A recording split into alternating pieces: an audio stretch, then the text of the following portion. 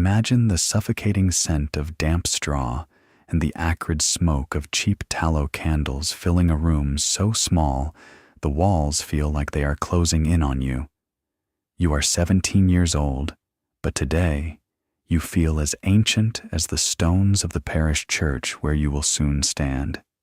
Outside, the village is a cacophony of drunken laughter and sharp-tongued gossip, every word a needle pricking at your skin.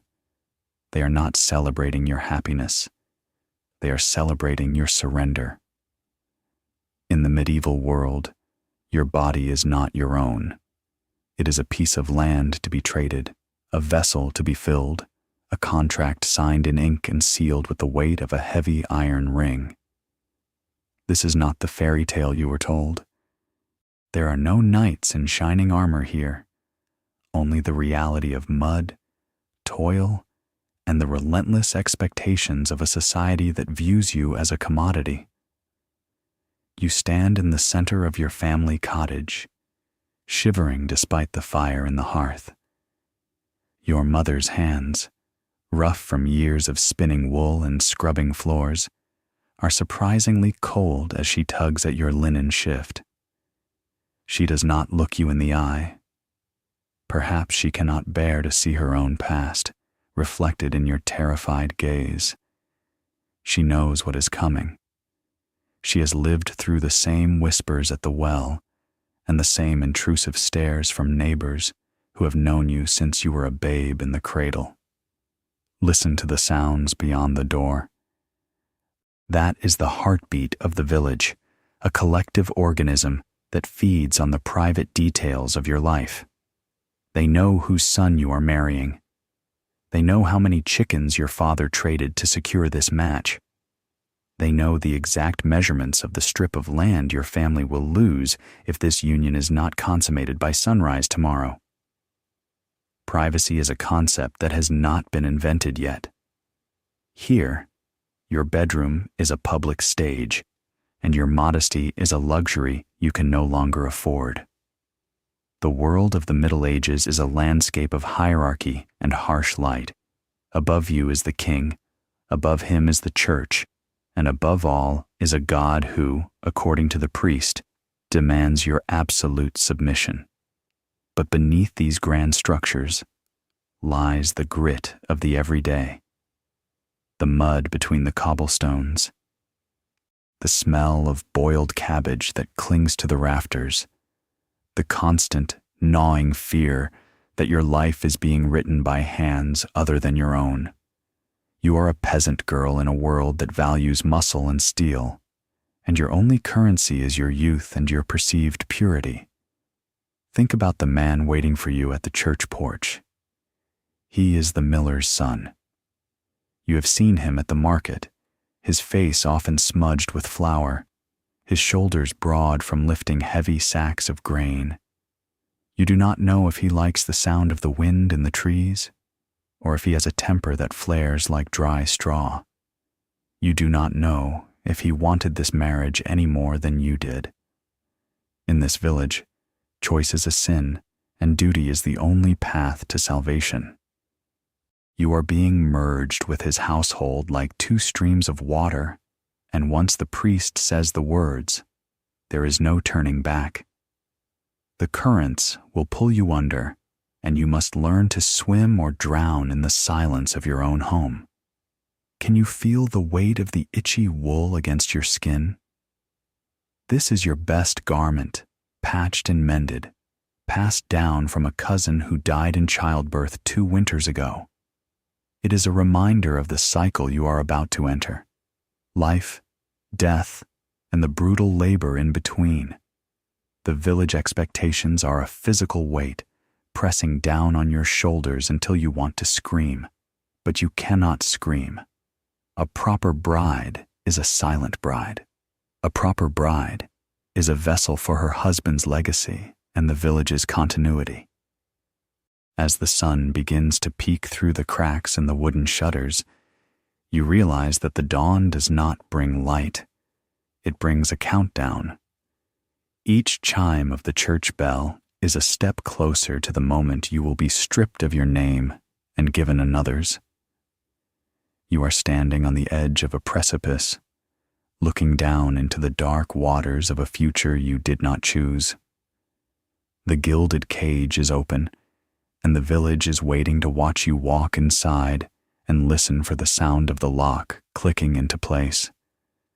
Everything you have ever known is about to change. Your father's house will no longer be your sanctuary.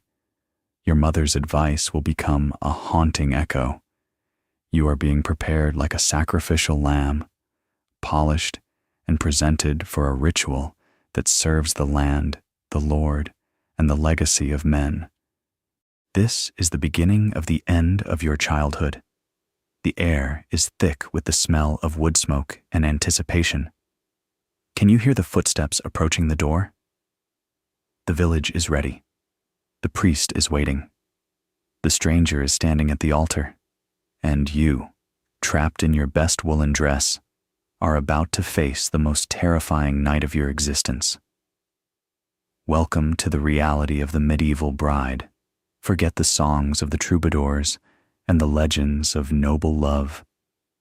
This is the story of the mud-caked truth, where survival is the only romance, and the wedding night is a battlefield where you have already lost. As you take your first step across the threshold, remember the girl you used to be. She is staying behind in this smoke-filled cottage, and the woman who returns will be a stranger even to herself. Now we move from the cold cottage to the flickering light of the alehouse and the heavy oak tables where your fate was actually decided. Long before you felt the scratch of that woolen dress, your life was being measured in bushels of grain and the health of livestock. In the medieval mind, a wedding is not a union of souls. It is a merger of estates. You are the bridge across which property flows from one family to another, and the weight of that responsibility is enough to crush any spirit. Listen to the sound of coins hitting the wood. That is the sound of your value being debated. Your father and the miller have been sitting across from each other for weeks, their breath smelling of sour beer and desperation. They are not talking about your smile or your ability to sing. They are talking about the meadow by the stream. They are talking about the 3 hens and the 1 rooster that your family must surrender to, ensure you have a roof over your head. This is the dowry, the price paid to rid one household of a mouth to feed and to provide the other with a pair of hands to work. In the 13th and 14th centuries, the dowry was the cornerstone of social stability. Without it, you are nothing. A woman without a dowry is a ghost in the village, a person with no standing and no future. Your father has scraped and saved for years to provide this for you. Every copper coin, every yard of coarse linen, every iron pot in your kitchen was a sacrifice made so that you could be traded. It feels less like a gift and more like a ransom.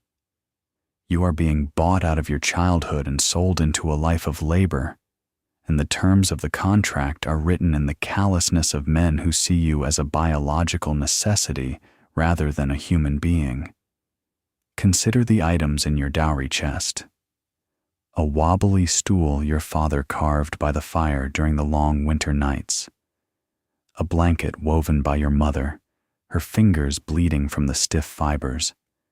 A few pewter spoons and a heavy iron cauldron. These are not just objects.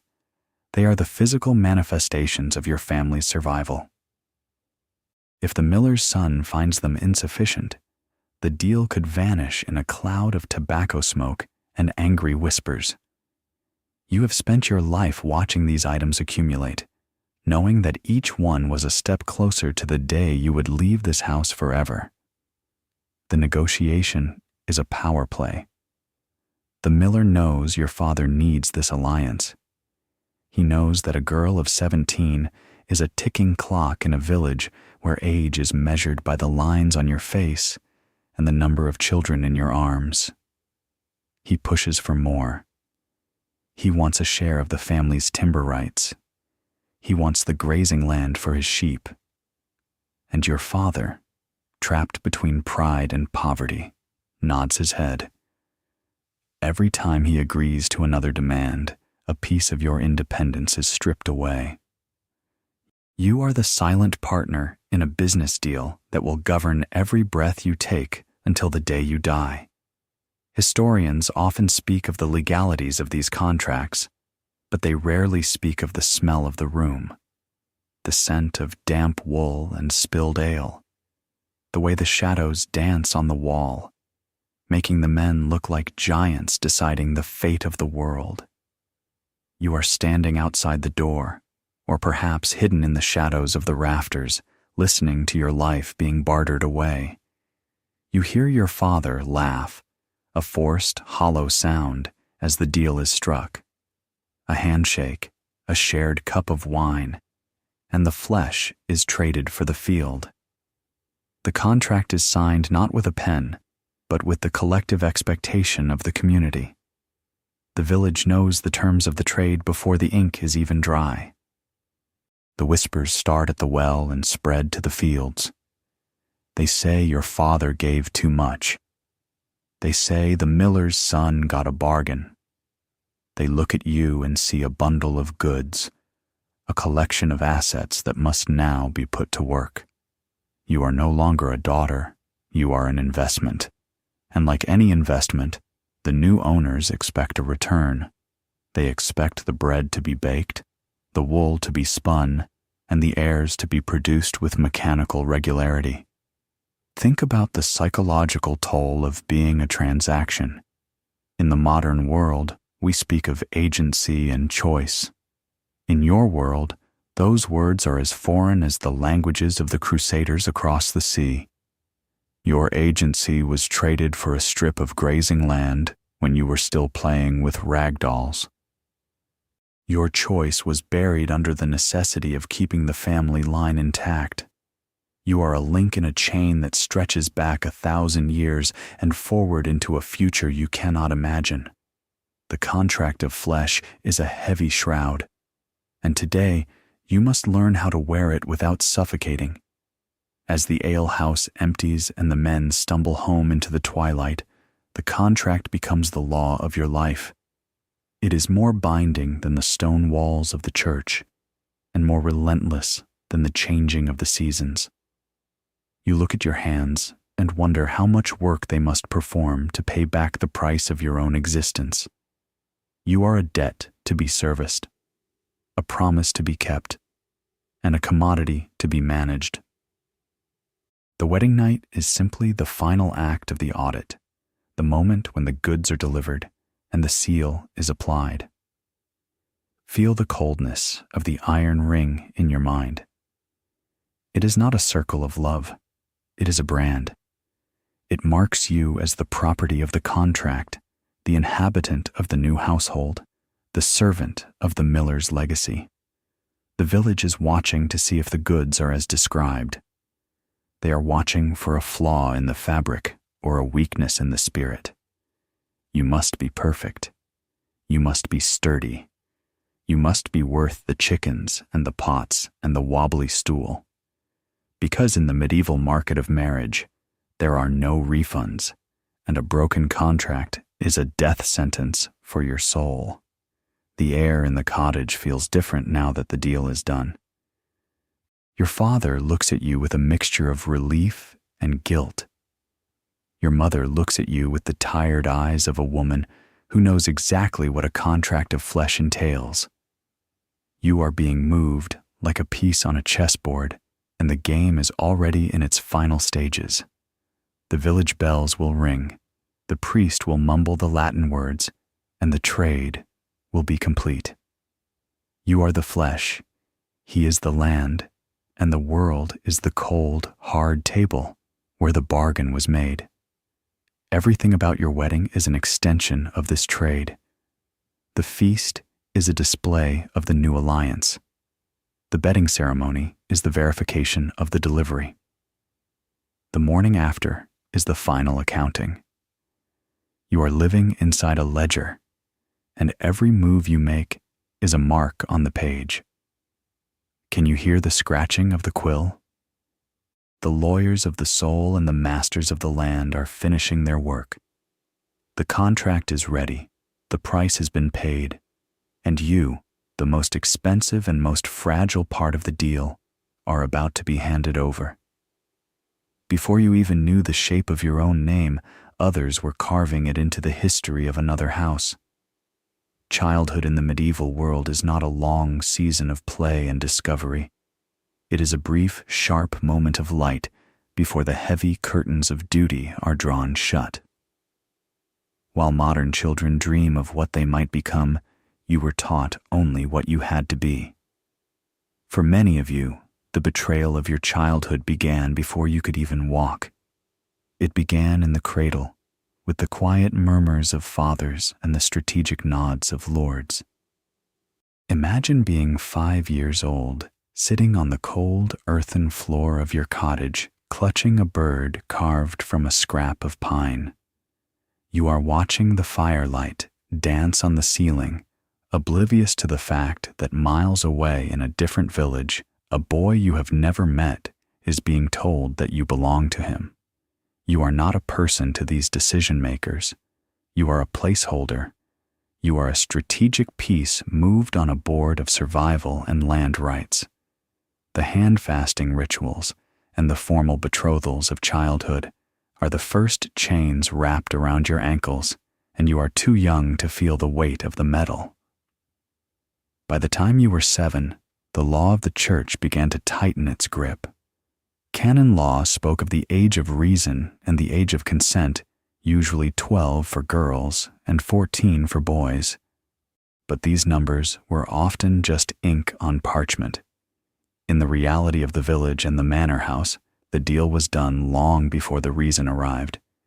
You grew up with a shadow standing beside you, the shadow of a stranger. You were told stories not of heroes and magic, but of the family you would one day serve. You were taught to spin, to weave, and to cook, not for your own satisfaction, but to increase your value for a man who was currently a stranger, playing in a distant field. Think about the psychological theft of such an existence. Every time you looked at the horizon, you were looking at your future prison. Every time your mother looked at you with that strange mixture of love and pity, it was because she knew the clock was ticking. Your childhood was not a time of innocence, it was a period of apprenticeship for a life of subservience. You were a bride in waiting before you even knew what a man was. The dolls you played with were not just toys. They were tools used to teach you how to cradle the heirs you were expected to produce. The songs you sang were the same songs your grandmother sang as she prepared to leave her own youth behind.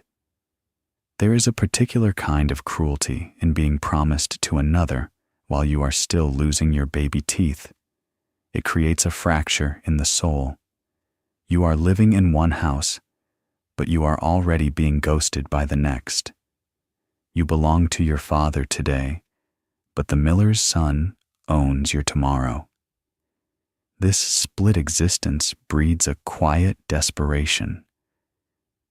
You watch the older girls in the village walk toward the church with their heads bowed, and you know that you are simply a few winters behind them.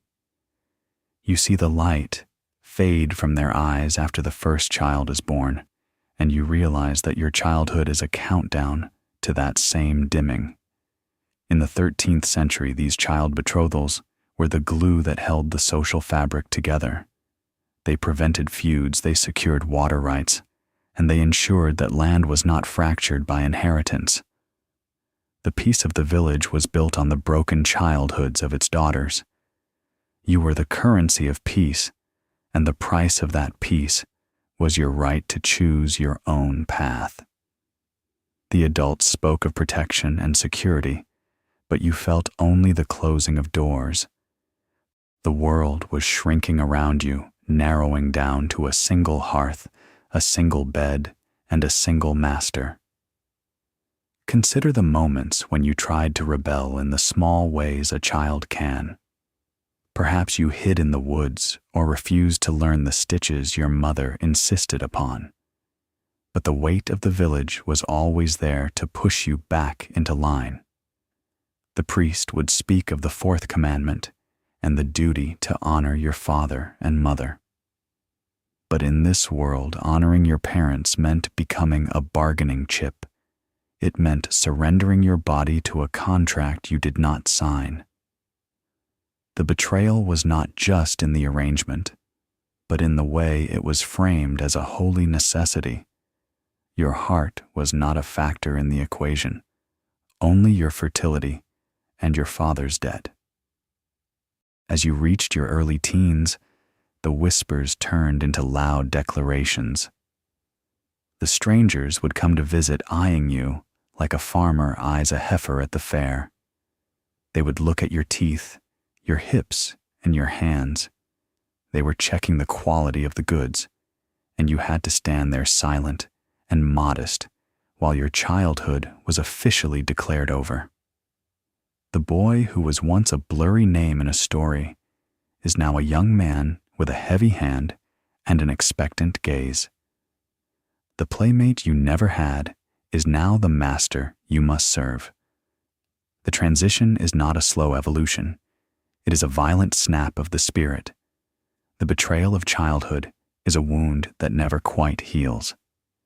It leaves you with a sense that you are an intruder in your own life. You are performing a role that was written for you a century ago. You are wearing the face of a bride, but beneath it, you are still the girl who wanted to chase the birds in the meadow. You are walking toward a bed you did not choose to lie with a man you did not pick, to produce children who will inherit the same chains you wear. The cycle is relentless, and your childhood was merely the fuel that keeps the fire burning. Feel the phantom weight of the crown of flowers they will put on your head. They call it a celebration, but you know it is a funeral for the girl you used to be. The village is cheering because the deal is moving forward. The families are drinking because the land is secure. And you are standing in the center of the storm wondering where the years went. You were 5 years old, only a heartbeat ago, and now you are a woman of 17 facing the dark. The betrayal is complete. The girl has been consumed by the bride, and the bride is about to be consumed by the night. Think of the other girls your age. You look at each other across the market square, and there is a secret language in your eyes. It is the language of the lost. You all carry the same burden of the promised. You are the sisters of the silent contract. Some of you will find a way to endure. Some of you will find small sparks of affection, but all of you will carry the memory of the childhood that was stolen. You were never allowed to simply be. You were always becoming someone else's property. And today, that transformation reaches its final and most terrifying stage. The air in the village feels different when the wedding date is finally set. The birds seem to sing with a sharper edge. The path to the well feels longer. Every familiar sight is now a memory, because you are leaving it behind. You are stepping out of the protection of your father's name and into the uncertainty of another's. The girl who played by the stream is gone. She has been traded for a strip of land and a few pewter spoons. The betrayal of childhood is the foundation upon which your marriage is built, and it is a foundation made of salt and tears.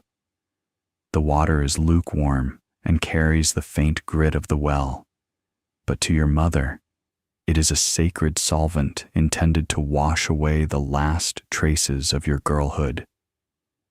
You are standing behind a flimsy screen of woven branches in the corner of the cottage, the cold air biting at your bare skin.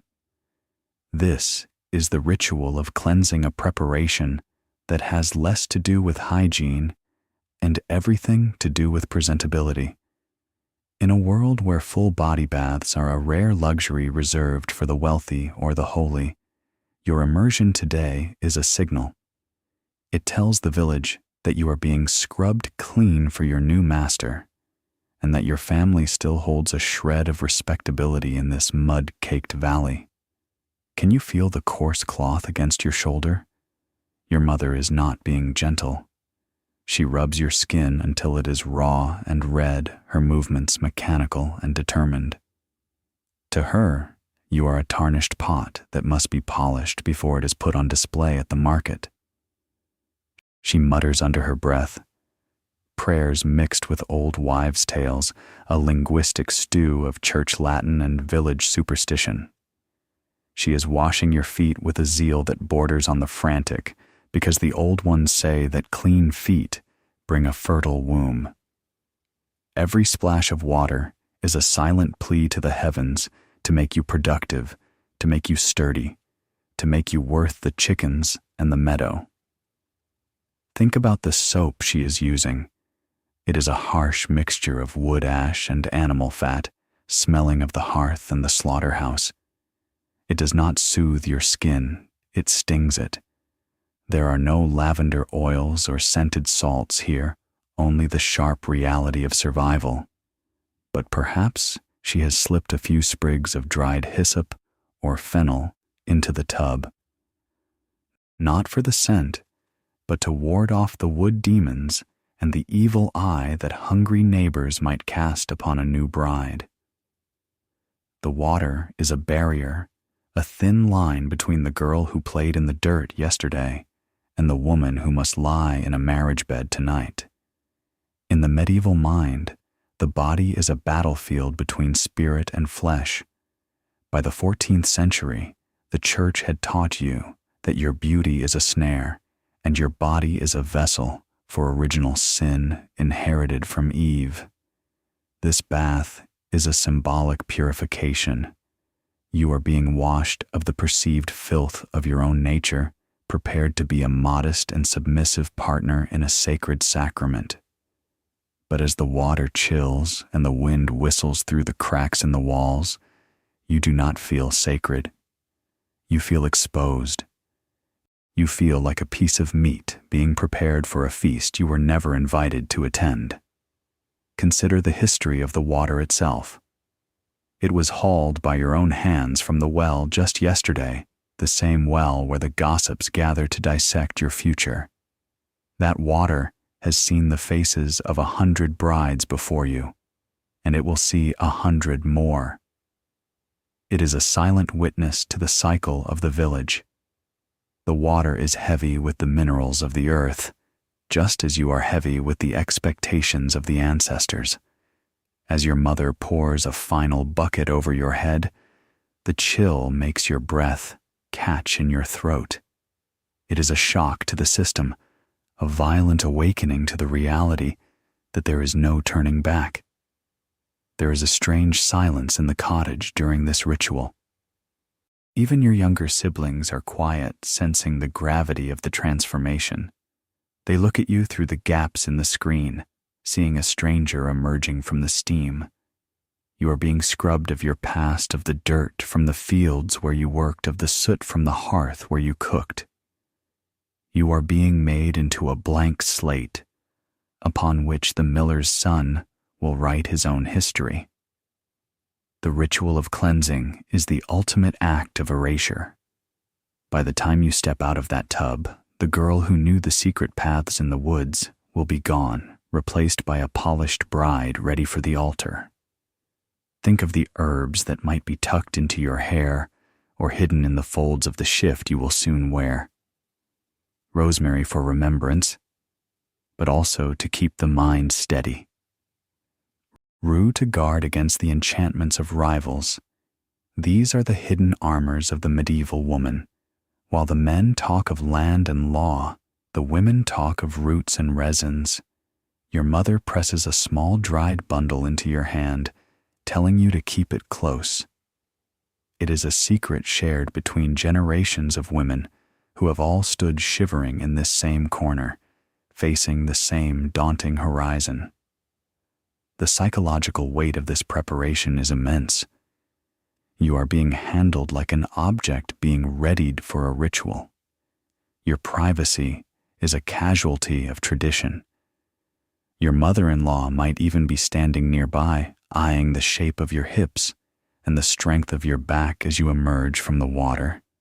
They are looking for flaws. They are looking for any sign that the contract of flesh was a bad bargain. You must stand tall, even as the cold makes your limbs tremble. You must project a stoicism that masks the terror in your heart. As the steam clears and your mother begins to dry you with a rough linen sheet, you realize that the cleansing was not just for the body. It was an attempt to wash away your will. A clean bride is a compliant bride. A scrubbed soul is a submissive soul. The ritual is designed to make you feel small, to make you feel like a ward of the community. The village has provided the water, the family has provided the cloth, and the church has provided the justification. You are the product of their collective efforts, a masterpiece of social engineering designed to keep the status quo intact. Feel the dampness lingering in your hair. It is a reminder of the weight you now carry. The ritual is over, but the night is just beginning. You are being moved to the next stage of the assembly line. The oils, the herbs, the water, they have all done their work. You are clean, you are raw, and you are ready to be dressed in the itchiest wool your family owns. The girl has been washed away, and the bride is all that remains. The world is waiting, and the village bells are starting to toll. Everything about this morning has been a performance. The scrubbing, the praying, the secret bundles of herbs. It is a drama enacted to appease the spirits and the neighbors alike. As you step away from the tub, leaving the gray water behind you are leaving behind the only life you have ever known. The threshold of the cottage looks different now. It is no longer the entrance to your home. It is the starting line of a marathon you must run for the rest of your days. The cleansing is complete, and the armor of the bride is waiting to be buckled on. The dress is not a garment. It is a sentence. As your mother and sisters pull the heavy fabric over your head, you feel the air vanish, replaced by the suffocating scent of old wool and the faint, lingering aroma of the cedar chest where this dress has waited for a generation. For a peasant girl in the heart of medieval Europe, there is no white silk or delicate lace. Those are the fantasies of queens and the dreams of minstrels.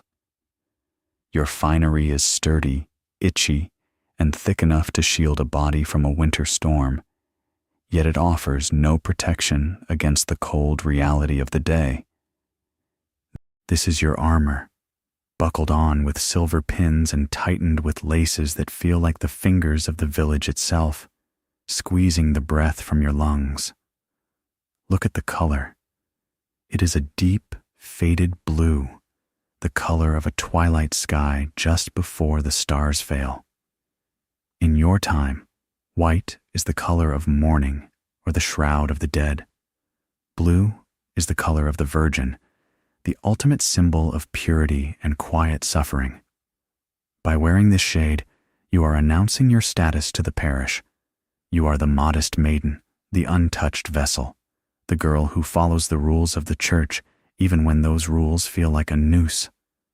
The dye was expensive, made from woad gathered and fermented by the village women, and its presence on your back is a testament to your father's standing. Every stitch in the hem is a silent boast, a way of saying that your family is not so poor that they cannot clothe their sacrifice in the finest threads they can borrow. Can you feel the scratch of the wool against your neck? It is relentless. It pricks at your skin, a constant reminder that beauty in the Middle Ages is inseparable from discomfort. You are layered in linen and wool, wrapped like a mummy in the traditions of your ancestors. Beneath the blue overdress is your best kirtle, and beneath that, the linen shift you were scrubbed in only an hour ago. You are a walking fortress of fabric. This clothing is designed to hide you, to suppress the shape of your body, and transform you into a walking icon of morality. You are no longer a girl with a name. You are the bride, a social construct draped in heavy textiles, moving with the stiff dignity of a wooden saint carved for an altar. Think about the history of this dress. It belonged to your mother, and before her, perhaps a cousin who lived in the next valley. It has seen weddings that ended in decades of labor, and weddings that ended in the quiet tragedy of the churchyard. When you put it on, you are stepping into their lives. You are absorbing their sweat, their fears, and their resignation. The dress carries the phantom weight of every woman who has ever worn it, every bride who stood exactly where you are standing, wondering if the man at the altar would be a partner or a master. It is an inheritance of expectation, a costume for a play that has been performed 1,000 times before. Your mother fastens the silver brooch at your collar. It is the only piece of jewelry your family owns, a precious scrap of metal that usually sits wrapped in a rag under the hearthstone. Today, it glints in the weak morning light, a tiny spark of defiance against the mud and the grayness of village life. But even this beauty is transactional. It is part of the display, a signal to the miller's family that you come from a house of substance. Everything you wear is a message. The length of your sleeves, the tightness of your bodice, the way the fabric drapes over your hips, it is all being read by the villagers like a ledger. You are a book of social standing, and today, everyone is an expert in your subtext. Now, consider the crown, not of gold, but of wildflowers and herbs, woven with a frantic grace by your younger sisters. They have picked the blossoms from the edge of the woods, avoiding the places where the shadows linger. There is rosemary for remembrance, though what you wish to remember and what you wish to forget are already becoming blurred. There is lily of the valley for the return of happiness, a hopeful lie whispered in a world of harsh winters. But beneath the petals are the stems, sharp and green, digging into your scalp. The crown is heavy and it is fragile. It will wilt long before the sun sets, a perfect metaphor for the girlhood you are discarding. By the time you reach the marriage bed, the flowers will be crushed and brown, their scent a fading ghost in the smoky air. The psychological transformation of the dressing is profound. When you were in your shift, you were still yourself, raw and vulnerable. But as the layers are added, you disappear. You see your reflection in the polished surface of a copper vat, and for a moment, you do not recognize the girl staring back. Her eyes are wide and dark, her face pale against the blue wool. She looks like a character from a tapestry, someone who exists only in stories. You realize that this armor does not protect you from the world. It protects the world from you. It ensures that you stay within the boundaries of your role. It keeps you upright when your knees want to buckle. It holds you together when your spirit wants to shatter into 1,000 pieces. Listen to the rustle of the fabric as you move. It is a heavy, rhythmic sound, the sound of a closing door. Each lace tied, each pin pushed through the wool, is a lock turning. You are being sealed into your future. There is no easy way to get out of this dress, just as there is no easy way to get out of the marriage it represents. You are bound, literally and figuratively, by the threads of your society. The village expects you to walk with a slow, measured gait, to keep your eyes downcast, to embody the solemnity of the sacrament. The dress dictates your posture, your breathing, and your very essence. There is a strange power in the clothing, too. For this one day, you are the center of the village's universe. Even the lord of the manor might pause to look as you pass by, a splash of blue against the brown and gray of the fields. For this one day, you are more than a laborer. You are a symbol of continuity and hope. But it is a hollow power, a crown of thorns disguised as a crown of flowers. You are being celebrated for your surrender, honored for your willingness to become a tool for the survival of the village.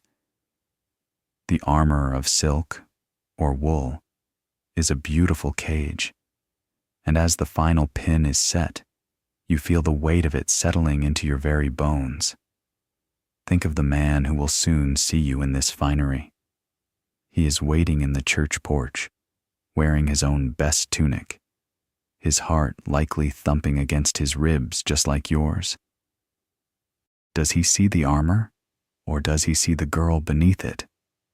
In the medieval world, it is often the armor that matters most. He is marrying the daughter of a respectable house, the bearer of a dowry, the weaver of cloth. The girl inside the blue dress is a mystery he may never bother to solve. The clothing creates a distance between you, a barrier of tradition and law that you must somehow find a way to navigate in the darkness of the night.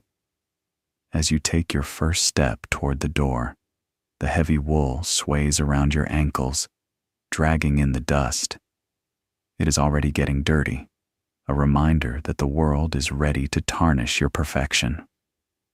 Your mother catches your hand, her eyes swimming with a grief she cannot name. She knows that once you walk out of this cottage in this dress, you will never truly come back. You are a bride now, a creature of the church and the contract. The armor is on, the laces are tight, and the village is waiting. The bells are no longer a distant sound. They are a command. It is time to walk into the light and show them the blue, blue, blue of your submission. Step out of the quiet shadows of the church and into the blinding light and deafening roar of the village square. The sacred vows are finished, but the true ordeal is just beginning. This is the feast, a communal celebration that feels less like a party and more like a public inspection. In the medieval world, a wedding is the ultimate entertainment for a village starved of spectacle, and you are the unwitting star of the show. Every eye is a camera, every whisper is a judgment, and every drunken laugh is a reminder that your life is no longer your own. Can you smell the heavy air of the feast? It is a thick, suffocating blend of roasting pork, wood smoke, and the sour tang of fermented ale. The village has turned out in force, huddled around long, rickety tables, made of scavenged planks and barrels. There is no refined grace here. This is a scene of raw hunger and rowdy joy. Men with dirt under their fingernails and ale in their beards shout across the tables, their voices competing with the frantic, discordant scraping of a fiddle. The music is not elegant. It is a rhythmic thumping, a sound designed to drive the pulse and drown out the quiet fears of the individual. Look at the faces of your neighbors. These are people you have known since you were a child, yet today they look like strangers. They watch you with a predatory curiosity. They are looking for a flush in your cheeks, a tremble in your hands, or a sign of weakness in your eyes. To them, you are not a girl named Elena or Mary. You are the bride, a symbol of the future, a vessel for the next generation of laborers. They bet on how many children you will have. They speculate about the miller's son's patience. Their jokes are as subtle as a hammer blow echoing the crude reality of their own lives where sex is a chore and survival is a miracle. Think about the food on your plate. A hunk of tough gray pork, perhaps a few roasted turnips, and bread so dense it could be used as a whetstone. It is a feast of scarcity. Your father has spent months of grain and sweat to provide this meal, and the villagers devour it with a desperate intensity. They are eating your family's security. Each mouthful of ale they swallow is a coin your father will never see again. You are expected to eat, to smile, to play the part of the happy recipient of this bounty. But the food tastes like ash in your mouth. You are hyper-aware of the way the grease shines on the lips of the men who lean in too close, their breath smelling of old yeast and unwashed teeth. Consider the physical invasion of the feast. There is no concept of personal space in a medieval village. People reach out to touch the heavy blue wool of your dress, to run their fingers over the silver brooch, to pat your shoulder, with a familiarity that feels like a violation. They pull at your hair to see if the flowers are real. They offer you cups of watered-down wine, their eyes searching yours for a reaction. You are a public monument, a piece of shared property that everyone feels entitled to examine. The village is a hive, and you are the center of its buzzing, frantic energy. The psychological pressure is relentless. You are sitting at the head of the table beside a man you barely know. You can feel the heat of the miller's son's body through the layers of your clothes. But you do not look at him. If you do, the crowd will roar. If you don't, they will whisper that you are cold. You are trapped in a performative cage. You must be modest, but not shy, happy, but not bold, submissive, but not weak. Every movement you make is being interpreted through the lens of 1,000 years of tradition. You are a character in a play that the village has seen 100 times before, and they are waiting for you to miss your cue. Listen to the toasts. They are not about love or companionship. They are about fertility and land. They toast to the mill. They toast to the meadow. They toast to the heirs that will one day carry the heavy sacks of grain. The priest sits nearby, his presence a silent reminder that this rowdy chaos is sanctioned by the heavens. He smiles a thin, tight smile as the ale flows faster and the jokes get darker. He knows that the feast is the pressure valve of the community, a way to blow off the steam of a hard life before the reality of the contract sets in. The voyeurism is not just in the eyes, it is in the expectation. Everyone at these tables is thinking about what will happen when the sun goes down. They speak of the bedding ceremony with a lewd anticipation, as if they were the ones who would be lying in that straw mattress. They share stories of other wedding nights, of brides who cried and grooms who failed, of blood on the sheets and secrets whispered in the dark. Their laughter is a shield against their own disappointments, but for you, it is a weapon. It strips you of your dignity before you even reach the bedchamber. As the sun begins to dip below the horizon, casting long, jagged shadows over the muddy field, the mood of the feast shifts. The ale has taken hold, and the initial joy has curdled into a feverish rowdiness. The dancing becomes more frantic, a swirl of heavy boots and stained aprons. You are pulled into the circle, forced to move your heavy woolen skirts in time with the fiddle. Your crown of flowers is starting to wilt a petal, falling into the mud to be trampled by a drunken uncle. You feel dizzy, the noise and the smells swirling around you like a storm. This is the peak of your public life, the moment when the village consumes you whole. Think of the children running under the tables, their eyes wide as they watch the adults. They are learning the rules of the game. They are seeing that a wedding is a transition from person to property. They are watching you, because one day they will be the ones sitting in that chair or the ones shouting the jokes. The feast is the glue of the village, the ritual that ensures everyone knows their place. And your place is at the center of the target, the focal point of the community's collective hunger for continuity. The psychological toll is a slow erosion of the self. By the time the final toast is called, you feel like a hollow shell. The blue dress, the silver brooch, the flowers, they are all just decorations for a void.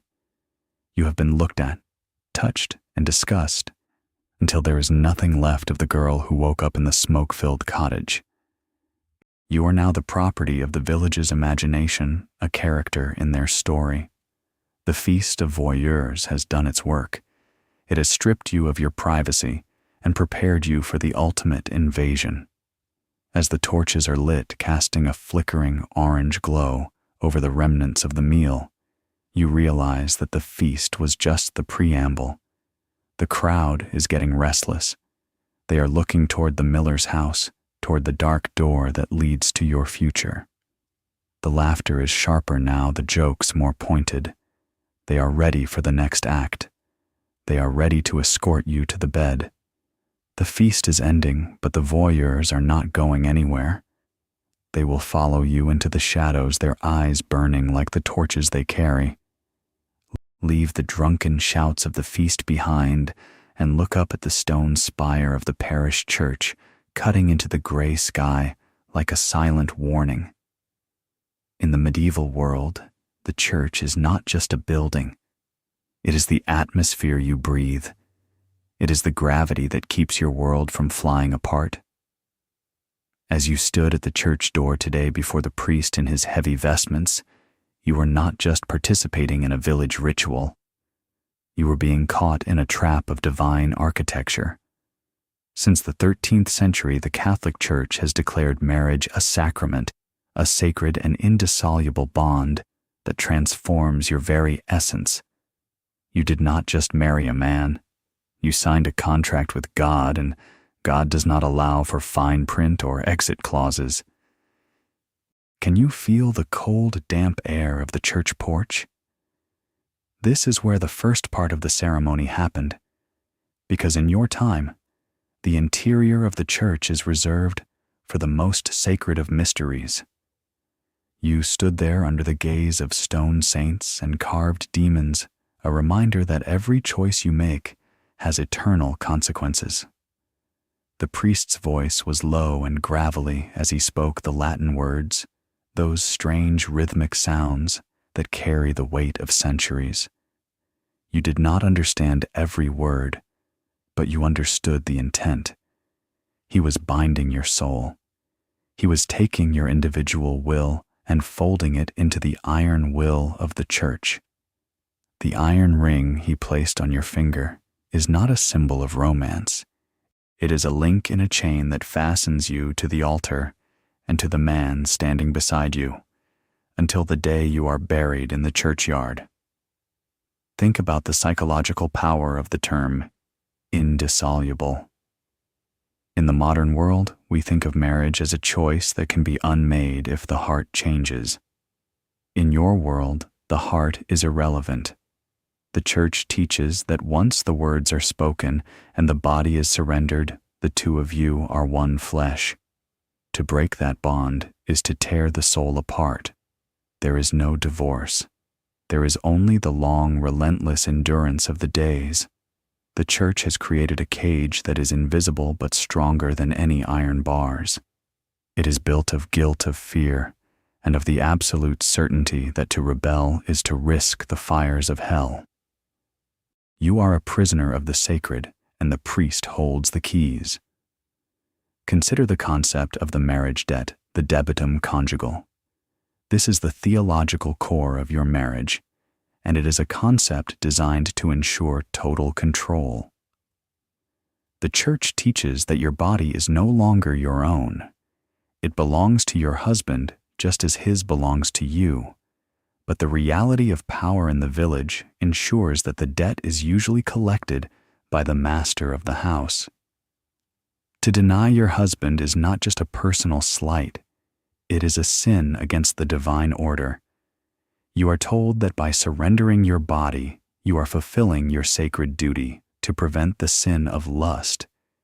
You are a biological pressure valve, a holy vessel, and a servant of the species. The church's iron grip reaches into the very bedchamber, defining your most private moments as acts of religious obedience. Listen to the echoes of the priest's lecture.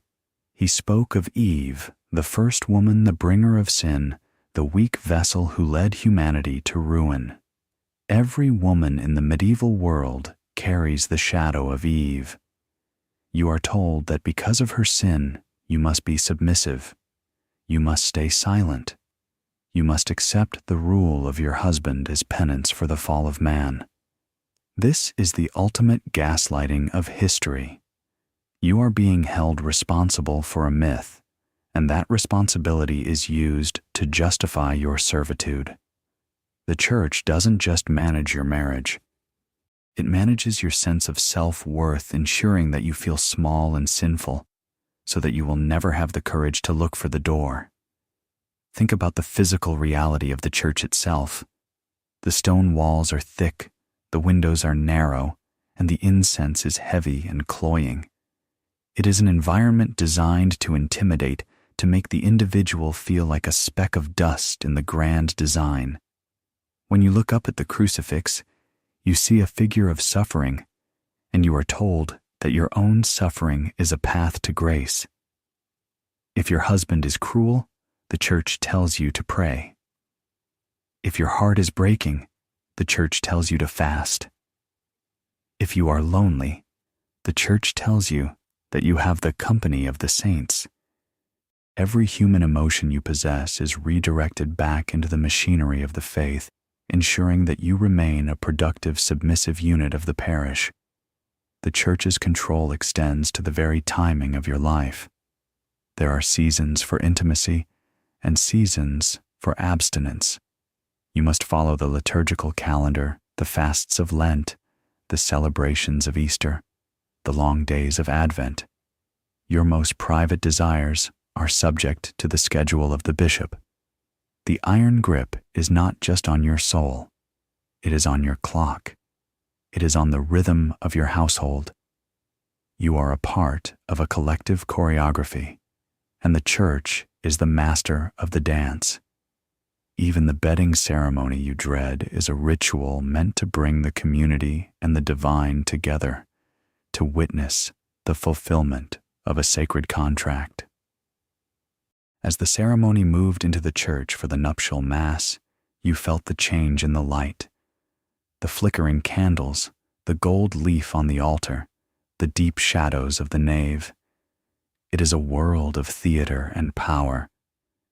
You knelt on the hard stone, your knees aching, and you realized that you were no longer the girl who played by the stream. You were a subject of the kingdom of God. The priest blessed you with holy water, those cold droplets feeling like lead on your skin. He was sealing you. He was finalizing the transaction. The contract of flesh has been elevated to the status of a sacrament, and there is no power on earth that can undo what has been done today. Think of the silence that follows the Latin prayers. It is a silence of total finality. The village will keep eating, the miller will keep grinding, the seasons will keep turning, but you are now locked in a trajectory that ends only at the grave. The church's iron grip is the ultimate guarantor of the social order. It ensures that the dowry meadow stays in the right hands, that the village labor remains constant, and that the hierarchy of men over women stays unchallenged. You are a pillar of the community, but the pillar is made of stone, and it cannot move. The psychological weight of being a sacrament is a unique burden. You are expected to be an icon of virtue. Every mistake you make is not just a human error, but a spiritual failure. If your home is unhappy, it is because you are not praying enough. If your children are rebellious, it is because you are not submissive enough. The church provides the rules, and when the rules fail, it provides the blame. You are standing in the center of a circle of judgment, and the priest is the judge. The iron grip is a constant pressure. a weight on your chest that never lifts. As you walked out of the church today, the iron ring felt like it had fused with your skin. You are a wife now, a creature of the sacrament. The village was cheering, but the stones of the church remained silent and unyielding. They have seen 1,000 years of brides, and they know the truth. They know that the iron grip never loosens. They know that the sacred bond is a tether that pulls you toward a life of duty and a death of quiet resignation. The church has done its work. It has turned your life into a ritual and your body into a monument of obedience. The torches flicker and smoke as the crowd surges toward you, their faces flushed with ale and their eyes bright with a predatory glee. The feast is over, but the spectacle has reached its fever pitch. This is the bedding ceremony, the moment where the public contract demands physical proof. In the medieval world, there is no such thing as a private wedding night. Your union is a community asset, and the community is here to ensure the transaction is finalized. They are not just guests anymore. They are witnesses, and their presence in your bedchamber is the ultimate violation of the self. Can you feel the hands pulling at your sleeves and the shoulders pressing against your own? You are being swept along in a tide of drunken bodies led by the groom's brothers and a gaggle of cackling older women. They are taking you to the miller's house, to the small, cramped room that will be the center of your universe. The path is short, but it feels like a mile. Every step is punctuated by a crude joke or a rowdy chant. They speak of the plow and the furrow of the seed and the harvest. Their language is the language of the barnyard, stripped of any tenderness or grace. You are the livestock being led to the pen, and the village is cheering for the slaughter. Look at the bedchamber as you cross the threshold. It is a world of shadows and stifling heat. The air is thick with the scent of unwashed bodies, damp wool, and the faint herbal sting of the lavender and fennel your mother-in-law tucked into the straw. The bed itself is a modest affair, a wooden frame held together by hemp ropes and topped with a mattress of fresh straw. To the villagers, it is a stage. To you, it is an altar of sacrifice. They crowd into the room, spilling over the stools and leaning against the walls. There is no corner where their eyes cannot reach. Your mother is there, her face a mask of weary duty, and your sister watches from the doorway, her eyes wide with a terror she is only beginning to understand. Think about the psychological horror of being undressed by the crowd. In some regions, the ritual demands that the bridesmaids and the groomsmen assist in stripping away the finery. Hands you do not know fumble with the silver brooch. Rough fingers tug at the laces of your blue woolen dress. You are standing in the center of the room, being peeled like an apple, while the men shout toasts and the women offer bawdy advice. Each layer of clothing removed is a layer of your dignity discarded. When you are down to your thin linen shift, you feel more than naked. You feel transparent. You are a biological specimen under the communal microscope, and the priest stands at the edge of the circle, his presence a silent sanctification of this voyeurism. Consider the role of the groom in this chaos.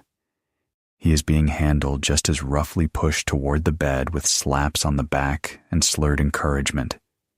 He looks at you, and you see the same trapped animal glint in his eyes. You are both pawns in a game designed to ensure the continuity of the village. The bedding ceremony is the final audit of the contract of flesh. The community is here to witness that the goods have been delivered and that the merger of the estates is physically sealed. If you do not climb into that bed, if you do not play your part, the alliance could crumble and the dowry meadow could be lost. The weight of the family's future is resting on the creaking frame of that straw mattress. Listen to the songs they sing as you are ushered into the bed. They are rhythmic, stomping chants that drown out the sound of your own heartbeat. They are celebrating the death of your girlhood and the birth of your labor. They joke about the morning after, about the sheet that must be shown, about the blood that proves your purity. In their minds, this is a joyful ritual, a way to bind the village together through the shared experience of your intimacy. But in your mind, it is a haunting. You are being forced to perform the most private act of your life in the center of a riot. The voyeurs are not just watching, they are participating, demanding that you surrender the last shred of your secret self. The bedding ceremony is a legal necessity. In the eyes of the church and the state, a marriage is not fully valid until it is consummated. Without this physical act, the contract can be undone. The witnesses are there to ensure that no one can claim later that the union was a ghost. They stay until you are both under the covers, until the jokes reach a crescendo and the wine jugs are finally empty. Even as they begin to file out, stumbling back into the night, they leave their shadows behind. They leave the memory of their stares and the echo of their laughter. The door might finally close, but the room is still full of the village's expectations. Think of the silence that falls when the last drunk has finally left. It is a heavy, suffocating silence. You are lying there, staring at the blackened beams of the ceiling, your skin crawling from the eyes that were just on you. Your husband is a stranger beside you, a man whose breath smells of the same ale as the voyeurs. The transition from public spectacle to private reality is a violent snap. You're expected to move from the chaos of the riot to the intimacy of the bed in a single heartbeat.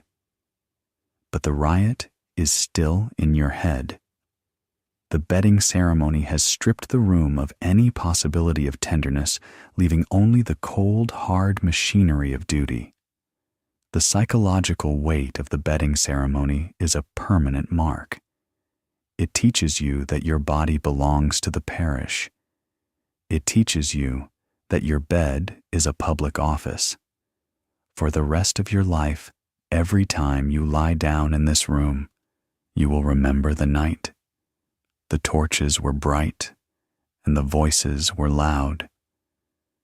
You will remember the faces in the shadows and the feeling of being a prize in a communal lottery.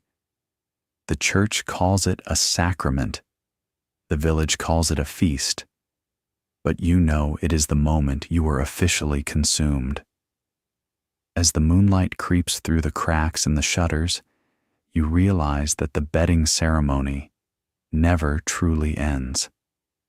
The village will be back in the morning, looking at your face, looking at the bed, looking for the proof they feel they are owed. You are living in a house with no walls. Every act you perform from this moment on is a continuation of the spectacle. The voyeurs have done their work. They have broken the seal of your privacy and claimed your future for the legacy of the mill.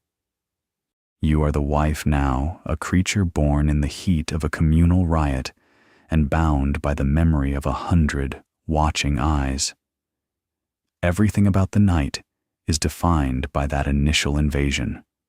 The spices in the wine, the herbs in the straw, the cross on the wall. They are all part of the choreography. You are an actor who has been pushed onto the stage with no script, and the audience is refusing to leave the theater. The bedding ceremony is the ultimate expression of the medieval world's grip on the individual. It ensures that even in the dark, even under the covers, you are never truly alone. The village is always there, breathing in the shadows, waiting for the next air, waiting for the next harvest, waiting for you to fulfill the contract of flesh. The latch finally clicks, and the heavy oak door stands between you and the world. But the silence that follows is more terrifying than the roar of the crowd. You are lying on a mattress of straw that crunches with every shallow breath you take, staring up at the pitch-black rafters of the miller's house. Beside you is a man whose name you know, but whose soul is a locked room. He is no longer the flour-dusted boy at the market or the dancing figure at the feast. He is the stranger who now owns your days and your nights. In the medieval world, this is the core of the tragedy. You are expected to surrender your body and your future to a shadow. Can you feel the heat radiating from him in the cold room?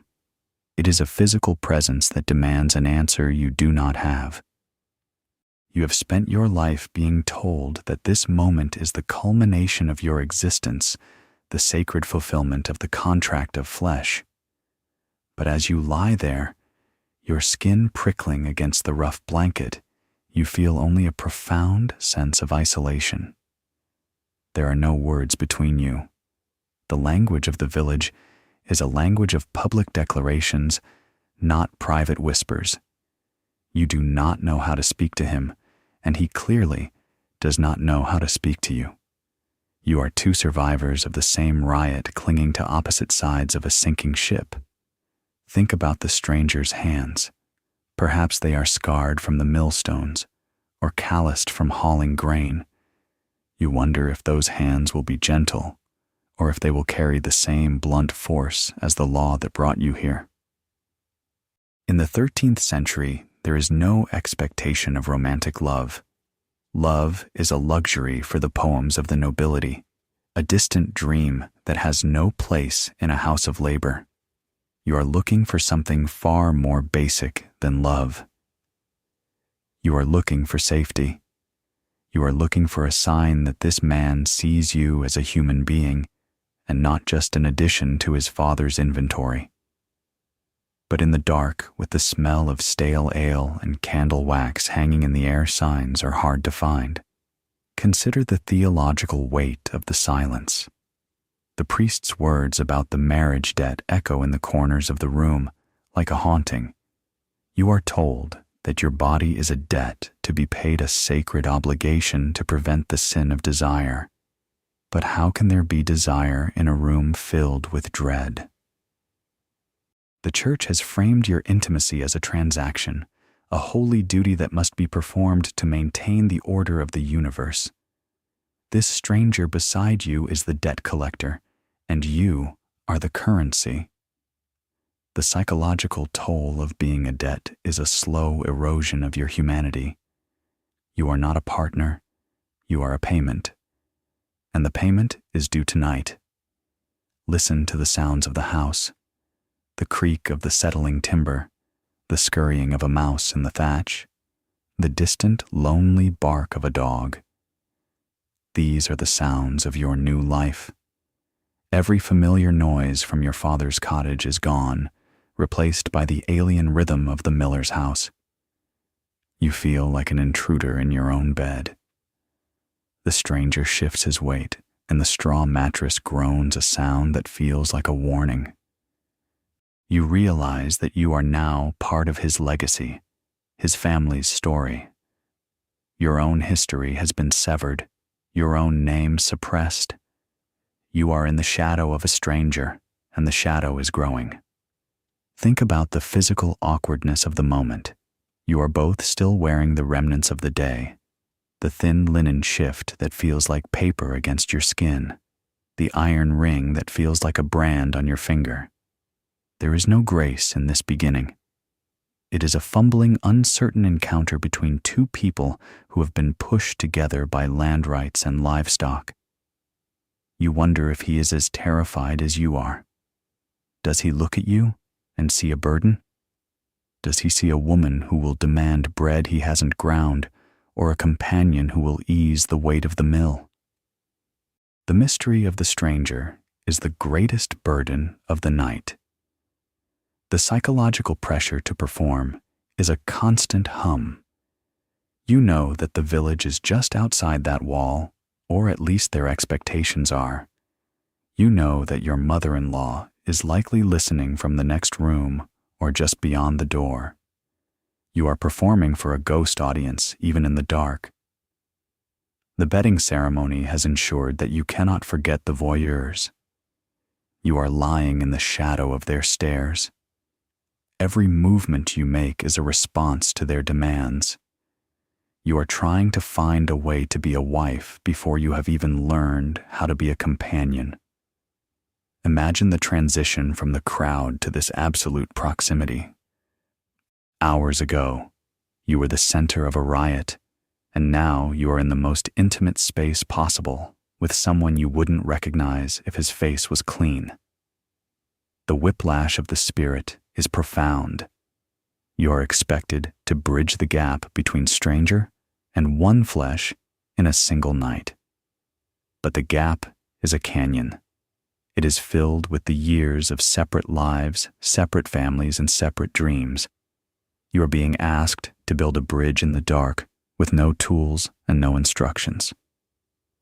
As the moonlight fades and the room grows even darker, you realize that the stranger is your destiny. There is no escape from this shadow. The church has barred the door, and the village has signed the contract. You must find a way to live in this proximity, to navigate the moods and the needs of this man. You are a navigator on an uncharted sea, and the stranger is the tide. You don't know if the tide will bring you to shore or pull you under, but you have no choice but to ride it. Think of the small details of his presence, the sound of his breathing, the way he clears his throat, the faint scent of flower that even the wedding bath couldn't wash away. These are the bricks of your future. You are building a life out of these tiny observations. You are a spy in your own home, learning the secrets of the stranger who now shares your bed. Every sigh, every movement is a piece of data to be analyzed for safety or for threat. Survival in the medieval marriage is an exercise in constant vigilance. The psychological weight of the night is the realization of permanence. This is not a dream you will wake from. This is not a feast that will end. This is the start of the long, relentless sequence of days. The stranger will be there tomorrow at breakfast at the mill in the fields. He will be there every night for the next 20 years. The shadow is not a temporary cloud. It is the climate of your life. You are learning to breathe in the thin air of this new reality. As the first faint gray light of dawn begins to touch the shutters, you realize that you have survived the first watch. The stranger is still a stranger, but he is now a familiar one. The night has not broken you, but it has changed the shape of your soul. You are no longer the girl who dreamt of horizons. You are the woman who manages the shadow. The wedding night in the shadow of a stranger is the crucible where the girl is burned away and the wife is forged. It is a quiet, violent transformation, and the only witness is the cold, unyielding dark. In the cold hush of the miller's house, the air feels thick with more than just smoke and damp straw. It is heavy with the weight of a phrase you have heard whispered in the shadow of the confessional and preached from the stone pulpit: the marriage debt. To the modern ear, it sounds like a financial burden, but in your medieval world, it is a theological anchor. The church teaches that your body is no longer your own property. It is a resource, a field to be tilled, a debt to be paid upon demand. St. Paul wrote that the wife does not have authority over her own body, but the husband does, and the husband likewise does not have authority over his own body, but the wife does. It sounds like a mutual contract, a shared burden, but in the reality of the timbered cottage and the muddy field, the balance is rarely equal. You are the debtor, and the night is the collection. Think about the psychological toll of being a resource. Every time your husband shifts beside you, every time his hand brushes your shoulder, you are reminded that your consent was signed away at the church porch. The church has framed intimacy not as a gift or a joy, but as a remedy against the sin of fornication. You are the medicine for his lust. You are the holy barrier that keeps him from the fires of hell. This is the ultimate burden of the medieval bride, to be the guardian of another's morality through the surrender of her own agency. Refusal is not just an act of defiance against a man, it is a sin against the divine order. To deny the debt is to invite the wrath of the priest and the judgment of the community. You are trapped in a sacred cage where the door is locked by the hand of God. Consider the terminology itself. The word debt implies a transaction, something owed that must be returned. In the Middle Ages, this wasn't just a metaphor, it was a legal reality. The marriage was not considered indissoluble until the debt was paid for the first time. The bedding ceremony you just endured was the public announcement of the debt's collection. Now in the dark, you are facing the accounting. The church's grip on the bedchamber is absolute, defining the boundaries of your most private moments with the cold precision of a ledger. There is no space for tenderness when the air is filled with the requirement of duty. There is no room for the heart when the body is treated as a biological necessity. The priest's lecture echoes in your mind, a constant drumbeat of submission. He spoke of Sarah and Rebecca, of the holy women who walked this path before you. He told you that your endurance is your salvation. If the act is painful, offer it up to the saints. If the act is degrading, remember the fall of Eve. Every human instinct you have to recoil or to hide is framed as a spiritual failing, a residue of your fallen nature. You are being taught to distrust your own skin, to view your own desires as a threat and your own reluctance as a rebellion. The marriage debt is the ultimate tool of suppression, ensuring that you remain a compliant unit in the machinery of the parish. Listen to the silence of the room and feel the presence of the strangers who came before you. Your mother, your grandmother, the women whose names are carved on the weathered headstones in the churchyard. They all paid this debt. They all lay in this same dark wondering where they ended and the contract began. You are part of a long line of debtors, a sisterhood of the silent surrender. The debt is the price of your social standing, the price of your bread, and the price of your place at the hearth. To be a wife is to be a servant of the species, a vessel for the continuity of the village. The physical act is stripped of its mystery and replaced with the dull, heavy rhythm of obligation. Think about the power dynamic in the dark. Your husband is the master of the house, but he too is a subject of the church. He has been told that his authority is a divine right, but also a heavy responsibility. He is the collector of the debt, but he is also bound by the same grim theology. The church has created a world where intimacy is a battlefield of duty rather than a sanctuary of peace. You look at him in the shadows, and you don't see a lover, you see a creditor. Every touch is a reminder of the contract, every movement a step toward the fulfillment of a vow you were coerced into making. The psychological distance between you is wider than the sea, even as your bodies are bound by the law. The marriage debt is a relentless cycle. It is not paid once and forgotten. It is a recurring obligation, a constant feature of your life for as long as you are fertile. The church demands heirs, and the village demands labor, and the debt is the engine that drives both. You are the furnace where the future of the mill is forged. Every night is a potential audit, every morning a report to the community. The voyeurs from the feast are still there in spirit, waiting for the result of the transaction. You are living in a house of mirrors, where every reflection is a judgment of your performance. Consider the loneliness of this sacred obligation. There is no one to talk to about the weight of the debt. To complain is to admit to sin. To cry is to show a lack of faith. You must carry the burden with a stoic grace, a silent endurance that the world calls virtue.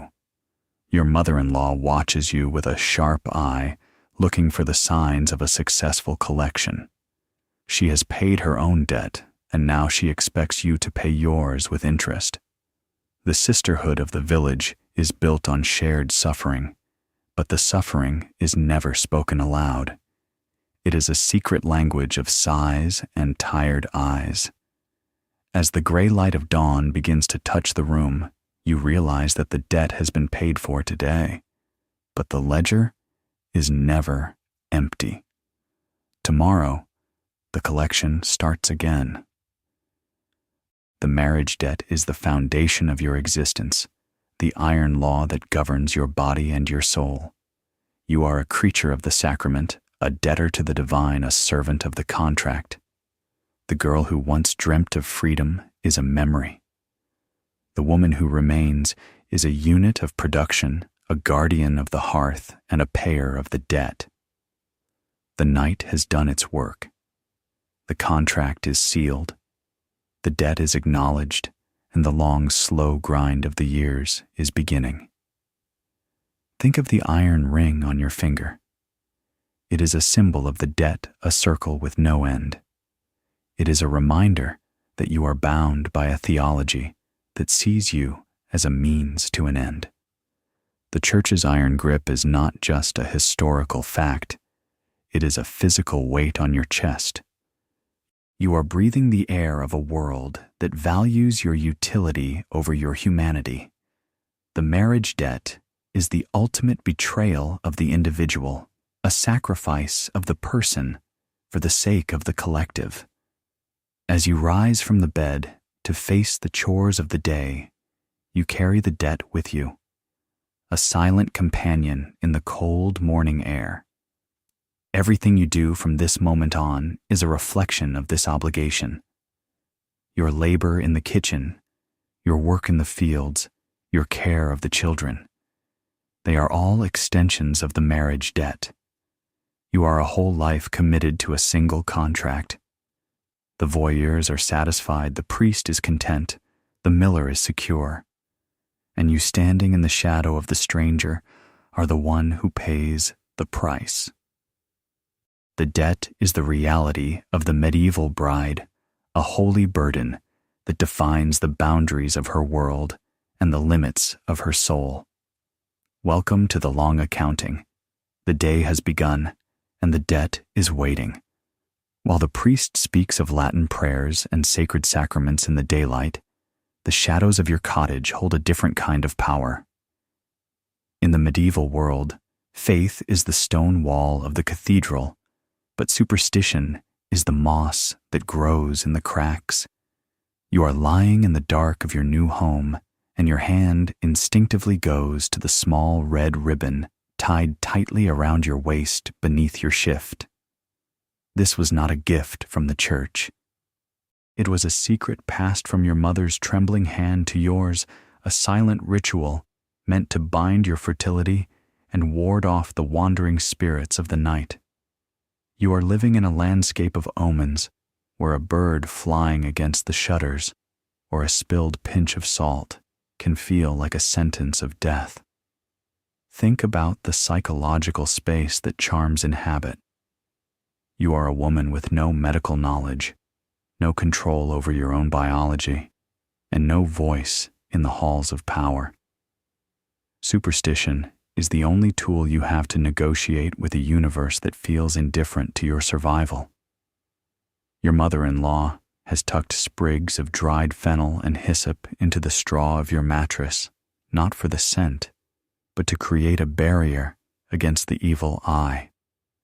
The hungry gaze of a childless neighbor or the resentment of a rival is a physical threat in your village.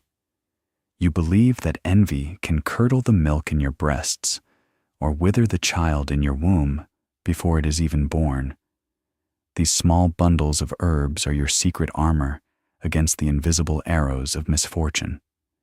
Consider the conflict between the cross on the wall and the charms under your pillow. The Church calls these practices pagan or sinful, a residue of the old darkness before the light of Christ. But the priest does not have to face the terrors of the birthing bed or the slow agony of a barren life. You do, and so you hedge your bets. You say your rosary with one hand and clutch a polished stone found in a lightning-struck stream with the other. You are a creature of two worlds. One world demands obedience to a distant king of heaven, while the other demands a constant tactical dance with the local spirits of the woods and the hearth. To be a medieval bride is to be a master of this dual existence, ensuring that no power seen or unseen is left unappeased. Listen to the whispers of the village midwives, the women who know the secrets of the blood and the bone. They tell you to avoid the moonlight on certain nights, to never cross your legs when a funeral passes, and to keep a piece of iron near your skin to ward off the hidden folk who steal away the souls of the weak. These are not just stories, they are the survival manual of the silent. Every superstition is a response to a real fear. The fear of a child born twisted. The fear of a husband's heart turning cold. The fear of the sudden, unexplained fever that takes a life in the night. The charms give you a sense of agency in a world where you have none. They allow you to believe that if you just tie the knot correctly, or say the right words over the fire, you might just make it through the year. Think about the physical reality of these rituals. The bitter taste of a potion made from mugwort and honey meant to ease the pains of the stomach. The weight of a leaden amulet etched with strange symbols meant to ensure a son. The smell of burning rowan wood to cleanse the room of lingering sickness. Your life is a constant performance of these small acts. You are a weaver of protection, a guardian of the threshold. You mark the sign of the cross in the dough of your bread, but you also leave a saucer of milk for the brownies in the barn. You are maintaining a delicate balance between the sacred and the shadowy, and the pressure of that balance is a constant hum in your mind. The psychological weight of superstition is a unique form of anxiety. If something goes wrong, if the crop fails or the baby is lost, the first thought is always, what did I forget? Did I step on the wrong stone? Did I fail to burn the candle at the right hour? Superstition turns every coincidence into a consequence. It makes you a prisoner of your own actions, constantly looking for signs of divine or demonic favor. You are living in a world of high stakes and no margins, and the charms are the only safety net you have. But the net is made of thread and shadow, and it offers no guarantee. Consider the role of the community in these beliefs. The village is a closed circuit of shared fears. When one woman speaks of a strange dream, everyone begins to look for the meaning. When a cow dies without cause, the village looks for the source of the curse. This collective paranoia ensures that you are always watched. Your neighbors are looking at your garden, your hearth, and your children, looking for signs of illicit magic or divine displeasure. To be a bride is to be the focal point of this scrutiny. You are the one who must bring new life into the village, and if you fail, the village will look for the supernatural reason why. You are carrying the village's anxiety along with your own. Imagine the secret rituals of the wedding night, Some say you must hide a silver coin in your shoe to ensure wealth. Others say you must wear a girdle of woven grass to ensure a quick labor. These are the private choreographies of the desperate. You are performing these acts in the shadow of the stranger who shares your bed, wondering if he too is carrying his own charms. The bedchamber is a laboratory of folk magic where every movement is meant to influence the future. You are trying to capture luck like a bird in a cage, using the only tools your ancestors left you. As the moon rises, casting long, jagged shadows across the timbered walls, you realize that the charms are your only companionship in the dark. The priest has gone to his rectory, your mother has gone to her cottage, and your husband is lost in his own dreams. You are alone with your talismans. You touch the red ribbon, the herbal pouch, the polished stone, and you pray that they are enough. You are a navigator on a sea of uncertainty, and these superstitions are the stars you use to find your way. They are a language of hope, written in the dialect of fear. The psychological toll of living in a haunted world is profound. You never feel truly safe. There is always a spirit to be placated, a curse to be avoided, a ritual to be performed. The charms do not bring peace. They bring a constant state of vigilance. You are a soldier in a spiritual war, and your weapons are rosemary and lead and whispered words. Every night is a battle for the future, and the wedding night is the most important skirmish of all. You are defending the legacy of the mill and the continuity of the line, and the weight of that defense is a burden on your soul. As the first light of dawn begins to pale the sky, you untie the red ribbon or hide the herbal pouch in the folds of your shift. You return to the world of the church and the contract, the world of the visible and the legal. But the memory of the night's rituals stays with you.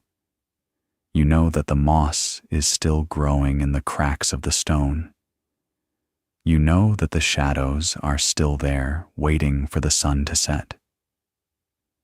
The charms and superstitions of the medieval bride are the quiet testimony of a woman who is doing everything in her power to survive in a world that offers her no protection.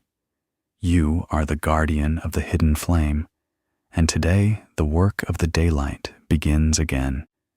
In the quiet darkness of the miller's house, as the excitement of the feast fades, and the reality of the marriage debt settles into your bones, a phantom begins to pace the room. It is the ghost of childbirth, a specter that haunts every young woman from the moment she is told she is a bride. In the 14th century, the birthing bed is not a place of joy, it is a battlefield where the stakes are your very life. You have seen the aftermath of this war. You have seen the way the village women lower their voices when they pass a certain cottage, or the way they look at a young mother with a mixture of pity and relief. To be a wife is to be a soldier in a conflict you never asked to fight, and the shadow of the grave is always just a heartbeat away. Think about the faces of the women you have lost. Your cousin, who was so full of life until her third winter, when the labor lasted 3 days, and the priest was called for the last time. Your neighbor Agnes, who left behind 4 small children and a husband who didn't know how to boil water. Their deaths were not quiet or peaceful. They were violent struggles fought in smoky rooms with no medicine and no hope beyond the prayers of the desperate. You remember the sound of the passing bell tolling for them, a heavy, rhythmic iron tongue that seemed to speak your own name. Every wedding song you heard today has a funeral dirge hidden beneath its melody, and the ghost of childbirth is the one who hums the tune. Consider the cold, hard statistics of your world, although you have no charts or ledgers to prove it. You know instinctively that 1 in 5 of the women you grew up with will not survive their fertile years. You know that to become pregnant is to enter a lottery where the prize is life and the penalty is the churchyard. The church tells you that this pain is your inheritance, the curse of Eve that must be borne with a silent and holy resignation. They tell you that dying in childbirth is a form of martyrdom, a sacred sacrifice for the continuity of the faith. But as you lie in the dark, clutching your survival knot and your prayer beads, you do not feel like a martyr. You feel like a girl who is being asked to walk into a burning building for the sake of a stranger's legacy. Listen to the stories told by the midwives, the women who carry the scent of vinegar and blood. They speak of the malpresentation of the child of the fever that burns through the body, like a forest fire of the hemorrhage that turns the bed into a river of red. They have no tools but their hands and a few bitter herbs, and their eyes are always filled with a weary ancient knowledge. They tell you to prepare your soul before the labor begins. They suggest that a woman should go to confession and settle her worldly affairs before she enters the birthing chamber, because there is no guarantee she will ever walk out.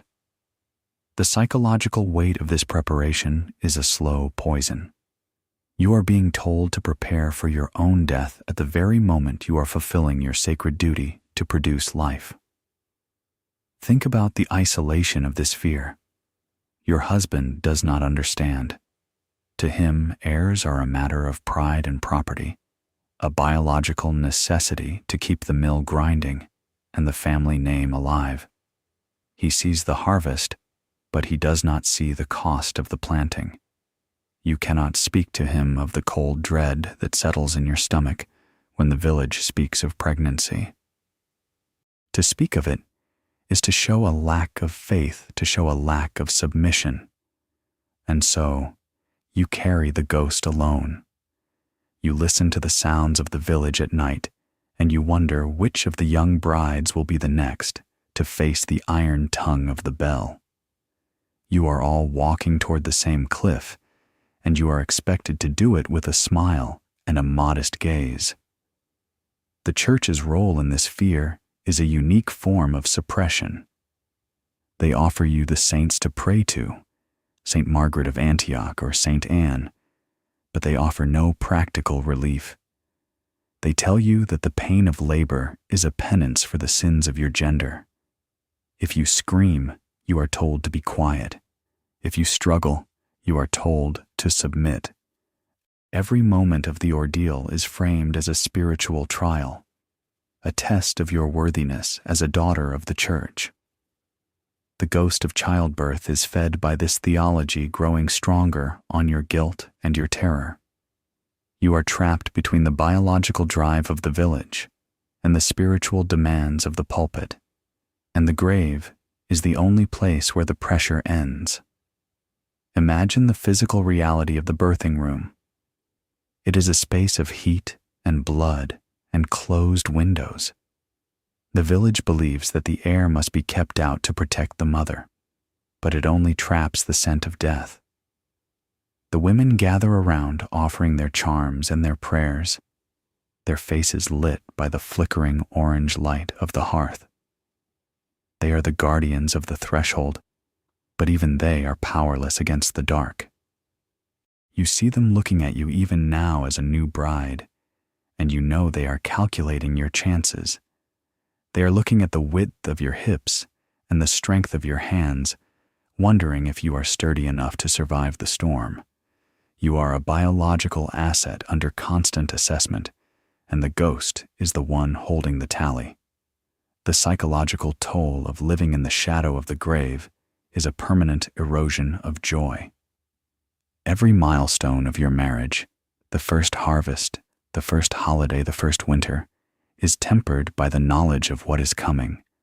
When the signs finally appear, when the morning sickness begins, or the waist of your dress grows tight, the village will celebrate. But for you, it is the sound of the drumbeat to war.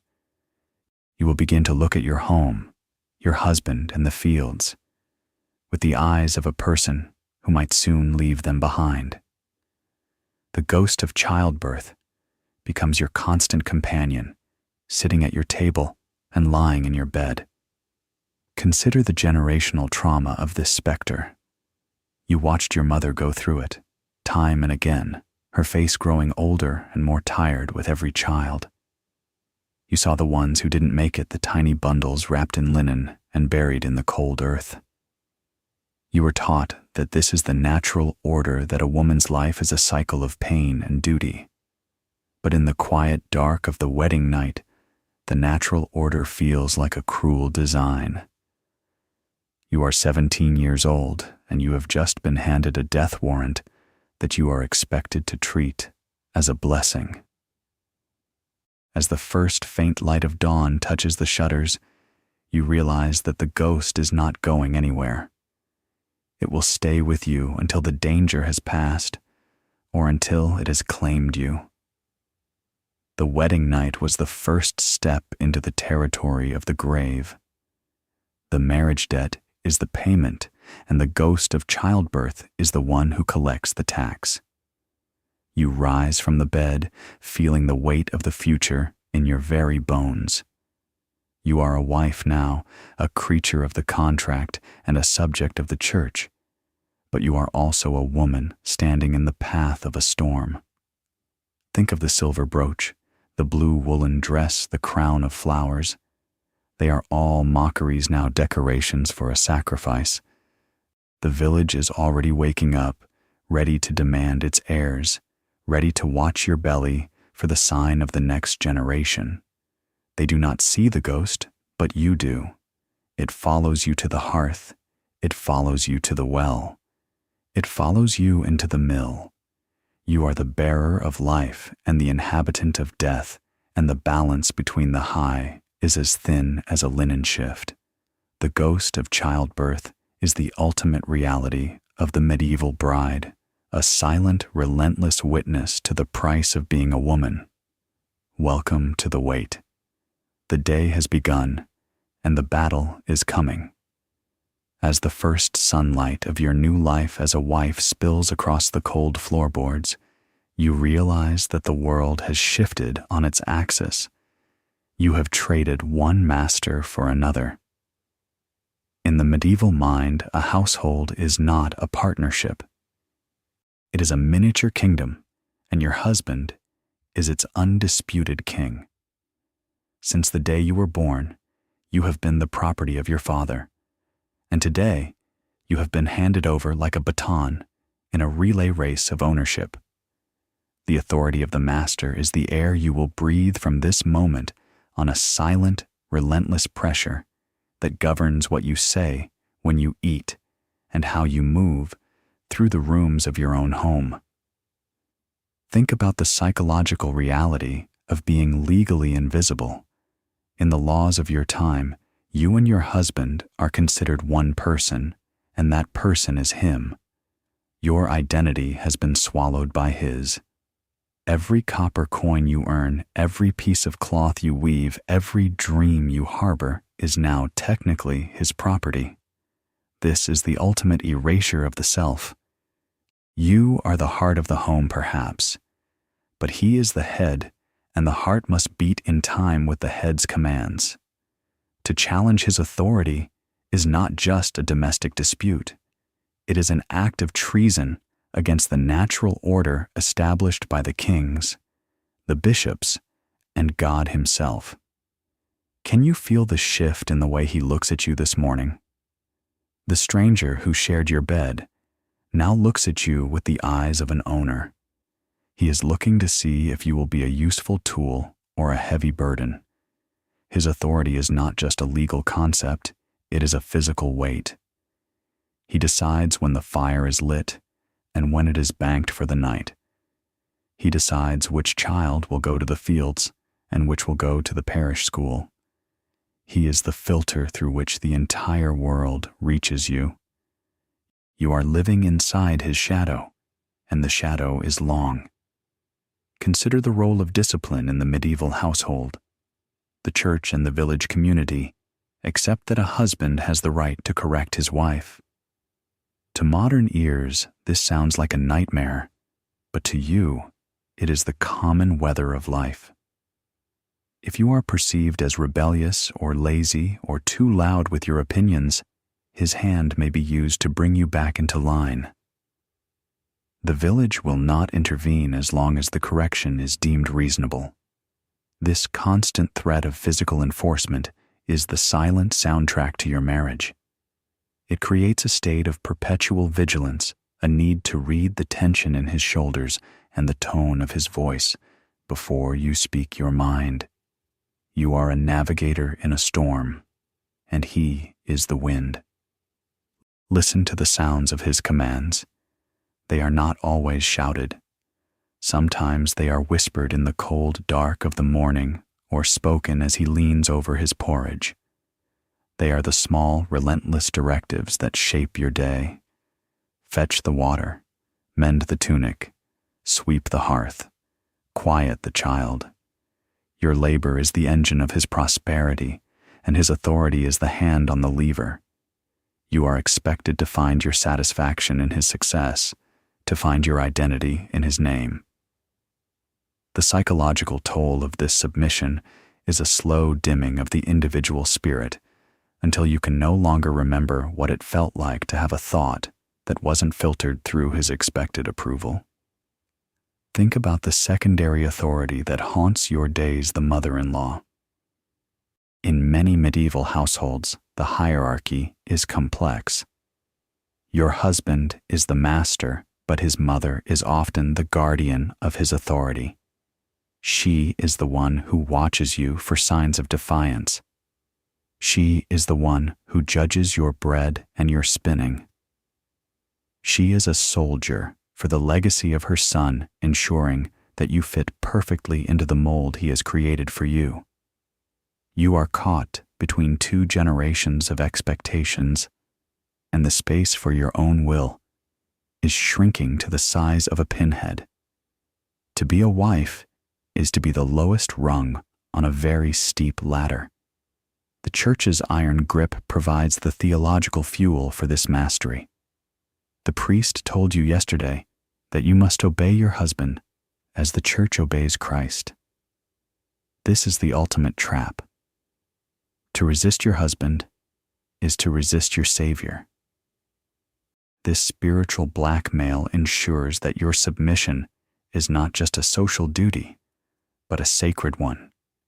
You are told that by bending your will to his, you are earning a place in heaven. Your silence is a prayer, your labor is an offering, and your obedience is your path to grace.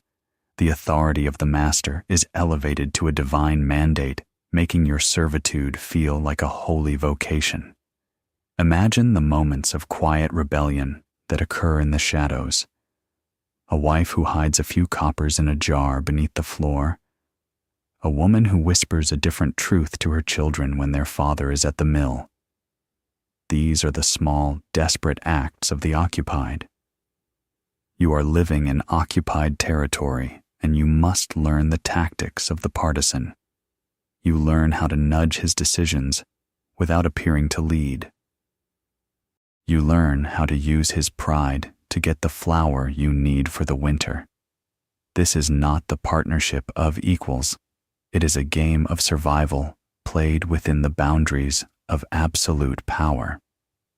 As you stand by the hearth this morning watching him prepare for the day's work, you realize that your world has become very small. It is bounded by the four walls of this house and the will of this man. The horizon you once dreamt of is gone, replaced by the tasks he has set for you. You are a subject of the miller's kingdom, and the crown he wears is the law of the land. The psychological weight of this realization is a heavy shroud. You are not a partner. You are a dependent. You are not a companion. You are a subordinate. The authority of the master is not just about control, it is about responsibility. He is the one who must answer to the lord of the manor for your taxes. He is the one who must defend the house from thieves or wolves. But the price of his protection is your total surrender. It is a grim trade. You are safe from the world outside, but you are a prisoner within. You look at the iron ring on your finger and see it for what it truly is, a sign of your status as a ward of the master. As he walks out the door to the mill, leaving you alone with the chores, you feel a brief moment of relief. But the silence of the house is still filled with his presence. His tools are on the table, his scent is in the air, and his expectations are written in every corner of the room. You are never truly alone because his authority is the ghost that never leaves. You pick up the broom and begin to sweep, realizing that every movement you make is a confirmation of the contract. The master has spoken, the day has begun, and your life is the script he has written. Think of the girl who played by the stream. She was a creature of the open air and the wide sky. The woman who stands here now is a creature of the hearth and the master. The transition is complete. The girl has been broken, and the wife has been built. The authority of the master is the final seal on the contract of flesh. It is the reality that will define your wrinkles and your gray hair, and the words they will eventually carve on your headstone. You are the wife of the miller, and his will is your world. If you have ever stared at the heavy oak door of the miller's house and wondered if there was a way back to the girl you used to be, you have already encountered the most brutal truth of your world. Escape is a phantom. In the eyes of the church, the village, and the law, you are not just married, you are fused. In the 14th century, divorce as we understand it today does not exist. It is a concept that has been scrubbed from the vocabulary of the faithful. There is only annulment, a complex and expensive legal labyrinth that is designed to keep you exactly where you are. To dream of leaving is to dream of flight without wings. You are bound by a sacrament that is considered eternal, and the church would rather see you suffer in silence than allow a crack to appear in the divine architecture of the family. Think about the requirements for an annulment. The church provides a few narrow windows, but they are built so high and barred so tightly that a peasant woman has no hope of reaching them. You would have to prove that the marriage was never consummated, a difficult and humiliating task in a village where the bedding ceremony was a public riot. Or you would have to prove consanguinity, that you and your husband are too closely related by blood or spirit. In a small village, where everyone is a cousin of a cousin, this sounds easy. But the legal proof required is an ocean of ink and parchment that you cannot afford. To seek an annulment is to go to war with the church, and the church has all the gold and all the time in the world. Consider the cost of freedom. A legal battle in the ecclesiastical courts is a luxury reserved for queens and duchesses. It requires lawyers, it requires travel to the bishop's seat, and it often requires bribes to the officials who hold the keys to the records.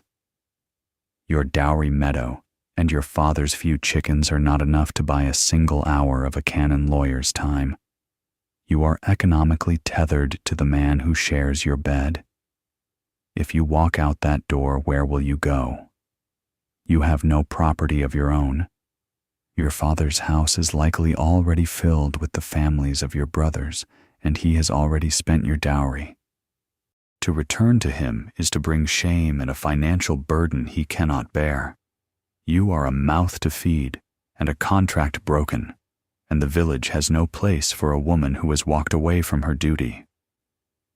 Think about the psychological weight of the social stigma. An annulled woman or a runaway wife is a pariah. You would be whispered about at the well and shunned at the market. People would look at you and see a broken vessel, a woman who failed the ultimate test of her gender. The community survives on continuity, and your escape would be seen as a threat to the stability of every other household. They would call you a harlot or a madwoman. They would say you were bewitched or that you carried the seed of the devil. The isolation of freedom in the medieval world is often more terrifying than the confinement of the marriage. To be alone is to be unprotected, and to be unprotected is to be prey for the wolves of the world, both human and animal. Listen to the stories of the few who tried, the women who fled to the cities to hide in the crowded alleys, or the ones who sought refuge in the walls of a convent. But even the convents are not a simple exit. To enter a religious house often requires a dowry of its own, a spiritual payment for the sanctuary they provide.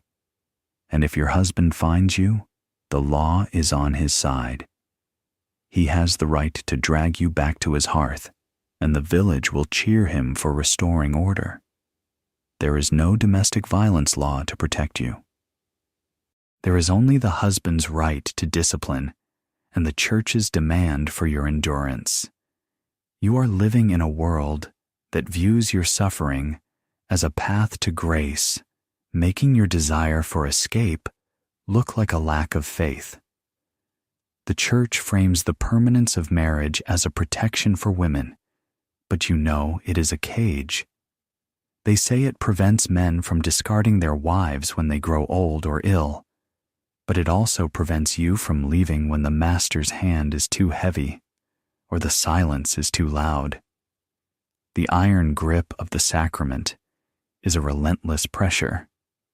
It tells you that your current misery is a temporary trial compared to the eternal peace of heaven. But heaven is far away, and the cold straw of the mattress is very real. The impossibility of escape is the final seal on the contract of flesh. It turns your life into a siege, and the walls of the miller's house are the battlements you can never climb. Think of the physical reality of a runaway. You would have to travel the muddy roads on foot with no coins and no protection. Every stranger you met would be a potential threat. Every village you passed through would view you with suspicion. You would be a woman with no name and no place, a leaf blown by a cold wind. The medieval landscape is a dangerous map for the solitary. Without a father or a husband or a lord, you are a non-person. You are outside the web of obligations that keeps everyone else safe. The price of your independence is total vulnerability. The psychological toll of knowing there is no exit is a slow crushing of the heart. It changes the way you look at the sunrise. It turns every day into a task to be survived rather than a life to be lived. You learn to build a world inside your own mind, a secret garden where you can be free, because the world outside is a prison of stone and law. You realize that the only true annulment is the grave. This is why the ghost of childbirth is so terrifying and yet so strange a comfort to some, because it represents the only door the church cannot lock.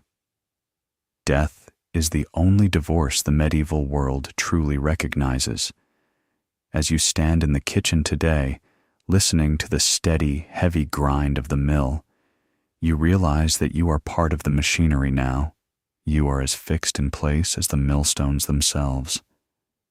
The marriage was a trap set in your childhood, sprung at the church porch, and verified in the bedding ceremony. The voyeurs from the feast, the priest from the pulpit, and the master of the house are all guardians of the lock. They have built a world where your presence is required for the survival of the village, and they will not let you go. You are the mortar between the stones of the community, and the building would collapse without your silence. The impossibility of escape is not just a legal fact, it is a spiritual doctrine. You are told that by staying, by enduring, by suffering, You are fulfilling the role God designed for you. Your cage is holy. Your chains are sacred. This spiritual gaslighting is the final layer of the trap. It makes you feel guilty for even wanting to be free. It makes you look at the horizon and feel like a sinner for wondering what lies beyond the next hill. You are being taught to love your own imprisonment, to find beauty in the blue wool of your submission. As you pick up the heavy iron cauldron to prepare the evening meal, you feel the permanence of your life in the weight of the metal. This is your reality. This is your horizon. The dream of escape is a luxury you can no longer afford to feed. You are the miller's wife, and the contract is complete. The impossible escape is the silent companion that walks beside you every day, a reminder that the world has claimed you, and the world does not give back what it has taken. You are woven into the fabric of the Middle Ages, and the threads are made of iron and law and the relentless endurance of the silent. Look at your hands in the fading light of the afternoon and ask yourself whose blood flows beneath the surface. You are the answer to a prayer whispered in the dark of a 14th century bedchamber. You are the result of an endurance that defies the limits of the human spirit. The history books are filled with the names of kings who burned cities and bishops who built cathedrals. But the world we inhabit today was actually constructed by the silent. It was built by the women who stood at the hearth, who bent like reeds in the storm, and who carried the weight of the future in their tired bodies without ever once hearing the word freedom. This is the legacy of the silent, a testament to the quiet, violent strength of survival. Can you feel the presence of the ancestors standing in the shadows of your modern room? They are not ghosts of haunting. They are ghosts of legacy. Every choice you make today, the right to marry for love, the right to own your own property, the right to say no at the church porch, was bought and paid for by the women who had none of those things. They were the mortar between the stones of civilization. They kept the fires burning when the winters were long and the masters were cruel. They spun the thread that clothed the world while their own hearts were unraveling. You are the final chapter of a story that began in the mud and the smoke of a medieval village, and it is a story that deserves to be told with the dignity they were never allowed to possess. Think about the sheer impossibility of their survival. 1 in 5 died in childbirth.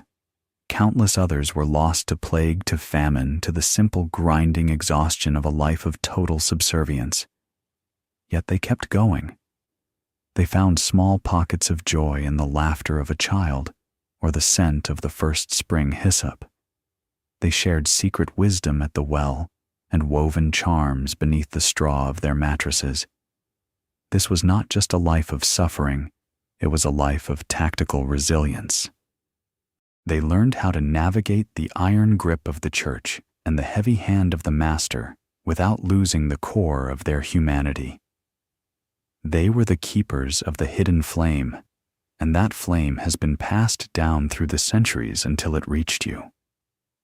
The psychological weight of their silence is a burden we are only now beginning to unpack. Imagine a life where your thoughts were never written down, where your name was only a mark on a parish register, and where your identity was defined entirely by your utility to others. But silence is not the same as absence. The silent women of the Middle Ages were the architects of the community's soul. They were the ones who taught the children the songs and the stories that survived when the empires fell. They were the ones who maintained the delicate web of social obligations that kept the village from tearing itself apart. Their legacy is not written in ink, but in the DNA of every family that survived the Dark Ages. Consider the girl who stood at the church porch in the blue woolen dress. She was terrified she was sold, and she was trapped. But she was also a warrior. She walked into the night with a stranger. She faced the ghost of childbirth, and she managed the household of a master she did not choose. She endured the voyeurs and the debt and the impossible escape. And in doing so, she ensured that you would one day have the luxury of looking back and calling her story a tragedy. Her sacrifice is the foundation of your liberty. We owe it to her to remember the grit behind the modest gaze and the steel behind the silent submission. Listen to the echo of the millstones. They represent the relentless grind of the years, but they also represent the bread that kept the family alive. The miller's wife was the one who turned the grain into sustenance. She was the one who made the hearth a home. Her work was never done, and her name was never celebrated, but her impact is eternal. The Middle Ages were a crucible where the human spirit was tested to its breaking point, and the women were the ones who proved it could not be broken. Their resilience is a quiet thunder that still rolls through the corridors of time, reminding us that even the most oppressed soul can find a way to endure. Think about the bridge of bones that connects you to the 14th century. Each generation of women standing on the shoulders of the last, pushing the boundary of what was possible just a fraction of an inch further. A mother who whispered to her daughter that she deserved more. A grandmother who hid a silver coin so that her granddaughter might have a slightly better dowry. These were the small acts of rebellion that eventually led to the world we know. The legacy of the silent is a slow, burning fire that eventually consumed the cage. We are the inheritors of their endurance and the guardians of their memory. What does it mean to be a medieval bride in the modern imagination? Is it just a story of itchy wool and crude songs? Or is it a lesson in the power of the ordinary? The women we have discussed over these 15 chapters were not queens or saints. They were the women who hauled the water and kneaded the dough and lay in the dark wondering if the sun would ever rise. Their lives were defined by the contract of flesh and the iron grip of the church, but their spirits were defined by something else, a relentless, unyielding will to exist. That is the true history of the Middle Ages, not the battles of knights, but the survival of the wives. As the moonlight of history shines on their forgotten graves, we realize that they are not gone. They are in the way you protect your children. They are in the way you stand up for your own dignity. They are in the persistent belief that a life is worth more than a transaction. The voyeurs are gone, the priests are dust, and the masters are shadows, but the woman remains. She is the continuity of the species and the heartbeat of the human story. The legacy of the silent is a call to action for the modern world to never take for granted the rights that were once dreams and the freedom that was once a sin. Imagine the girl from the smoke-filled cottage one last time. She is looking at you across the centuries. She is not asking for your pity. She is asking for your recognition. She wants you to know that she lived, that she felt the sun on her face and the cold of the straw, and that she did everything in her power to ensure the line would not break. She is your mother, your sister, your ancestor. She is the girl in the blue dress, and she is the woman with the iron ring. Her story is your story, and her legacy is your life. Everything we have talked about, the dowry, the cleansing, the armor, the debt, it was all part of a world designed to make her feel small. But she was not small. She was the giant upon whose shoulders we stand.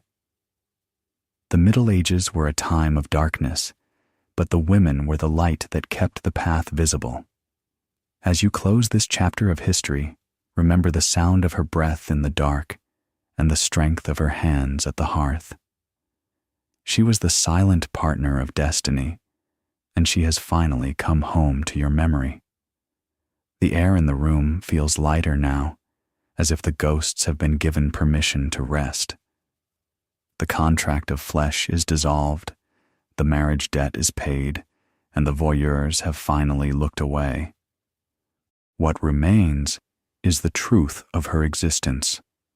A woman who survived the most daunting nights of history to ensure that you would never have to dread your own. This is the legacy of the silent, a quiet victory that echoes in every breath you take. You are the dream she never dared to speak aloud, and today, in the light of your own freedom, her story is finally complete. Think of the silver brooch, glinting one last time. It was a small scrap of beauty in a world of mud. That brooch is your heart. It is the part of you that remains bright no matter how heavy the wool or how dark the night. You are the finery in the middle of the toil. You are the grace in the middle of the grind. The medieval bride has finished her walk to the altar, and she has found her way to the future. The story of the silent is now a song of the free. As the sun sets on the 14th century and the shadows stretch long across the meadows of Europe, we leave the girl at the well, the wife at the hearth, and the woman in the bed. They are at peace now, their work done, their debt paid. They have handed the world to you. Take it with the strength they gave you, and use it with the voice they were denied. The legacy of the silent is now yours to carry, and the world is waiting to hear what you have to say.